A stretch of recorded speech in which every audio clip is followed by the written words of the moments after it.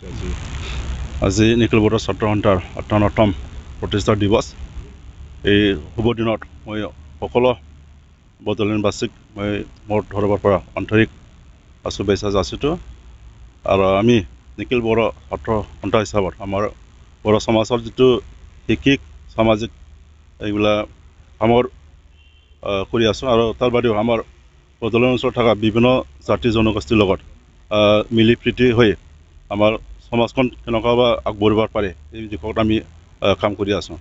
আজি আমি কাৰ্যসূচী হিচাপত আমাৰ নিখিল বড়ো ছাত্ৰ সন্থাৰ যি পতাকা উত্তোলন লগতে আমাৰ শ্বহীদসকলক শ্ৰদ্ধাঞ্জলি লগতে আমি আমাৰ চিৰাং ডিষ্ট্ৰিক্ট আৰু খালগাঁও আঞ্চলিক একগোট হৈ আজি আমি এই খালগাঁৱতে আমাৰ অফিচৰ প্ৰাংগণতে আমি এটা নাৰ্চাৰী আজি ইনাগৰেশ্যন কৰিবলৈ গৈ আছে। আশা কৰিছোঁ এইবিলাক যাতে ভৱিষ্যত আমাৰ যিবিলাক ইউথছ আনি পেলাই আছে তেখেতক এই কাৰ্যসূচীৰ দ্বাৰা আমি অলপ হ'লেও এনকাৰেজ যে ৰাস্তাত দেখুৱাব পাৰিম বুলি আমি ভাবিছোঁ। আজি মেট্ৰিক পৰীক্ষা আৰম্ভ হ'ল। প্ৰথমতে আজি 2025 চনৰ যিটো মেট্ৰিক আজি আৰম্ভণিৰ দিন। আজি ছাবজেক্ট হিচাপে ইংলিছ আছে। তো সকলো ছাত্ৰ ছাত্ৰীসকলক বা কেণ্ডিডেটসকলক মোৰ তৰফৰ পৰা বেষ্ট অফ লাক যাচিছোঁ। লগতে আমি চিৰাং ডিষ্ট্ৰিক্ট হিচাপত এইটো বিচাৰিছোঁ যে আমাৰ ছাত্ৰ ছাত্ৰীসকলে যাতে ভাল এটা ৰিজাল্ট কৰিব পাৰে এইটো আশা কৰিছোঁ। दिनै दुलाराय बर' फरायसा आफादनि 59थि गायसनथाय सान बिनि आं गिबियावनो बयनिसिमबो काजलगाव दख'रा एबसुनि जानानै गोसो गोरबोनिफ्राय साबायखर जासिहरग्रोबाय। दिनै बे गोथार सानाव दुलाराय बर' फरायसा आफादा 1967 मायथाइयाव जोनोम जादोंमोन। बे लेखायैनो दिनै 58थि बोसोर दुलाराय बर' फरायसा आफादा आगान होफैबाय।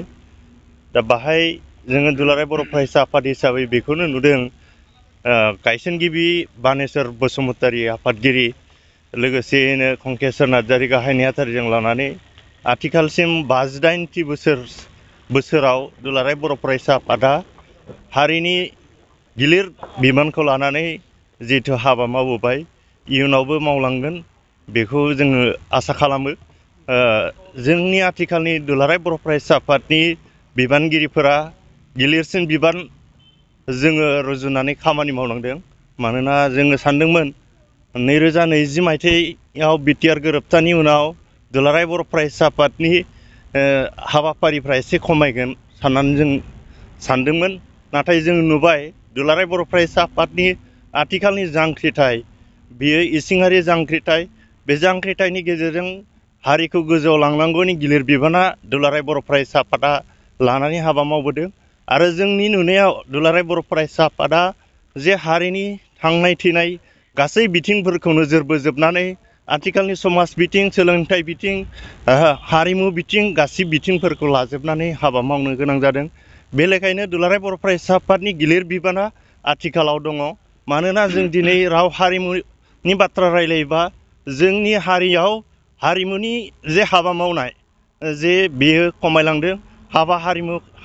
हारिमु खामानि मावनाया खमायलांदों। लोगोसेनो हारिमु बिथिंखौ जों नायोबा दानाय लुनायनि बाथ्रा गाननाय जोमनायनि बाथ्रा बे गासै बाथ्राफोरखौ नायजोबोबा जोङो गोजौआव बेसेबा गोजौआव जोङो फैदों। नाथाय सिंनि बाथ्राफोरखौ नायोबा जे हारिनि रावनि बाथ्रा रायलायोबा दिनै 50% रावा दिनै जोंना गोमालांफिननो नागिरदों। मानोना जोंनि रावखौ दिनैनि थारिखआव रायलायोबा जोङो गासिबो रावफोरा गुबुन जौगानाय रावफोरा जोंखौ मनक लाफैदों।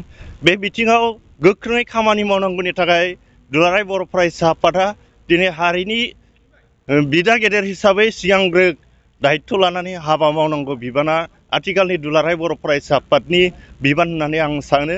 आरो जों काजलगाव दख'रा दुलाराय बर' फरायसा आफादनि जानानै बेखौनो खावलायगोन हारिनि जिहेथु जोङो जेंना जेंगोनानि सायाव हाबा मावनो जिहेतु जों बिबान लादोंबा जोङो साफ्रोमबो हारिनि जोंनि हारिनि गासै रायजो राजाफोरखौ जोङो सांग्रां खालामनाय आरो जोङो गोजौ फारसे लांनांगौनि थाखाय गासिबो जोङो हाबा मावनांगोन।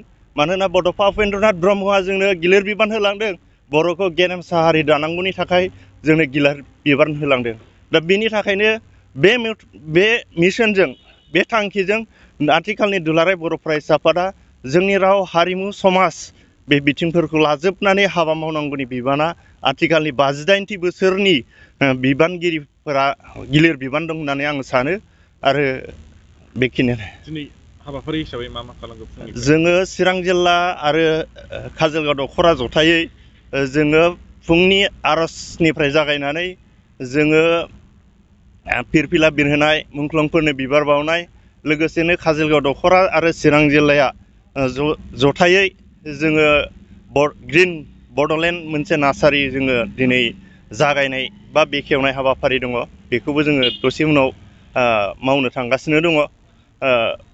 बे थांखिया बेनो जोंनि जे हाबा हारिमु बे बिथिंफोरखौ नोजोर बोजोबनानै बे ग्रिन बड'लेण्डखौबो जोङो खालामदों।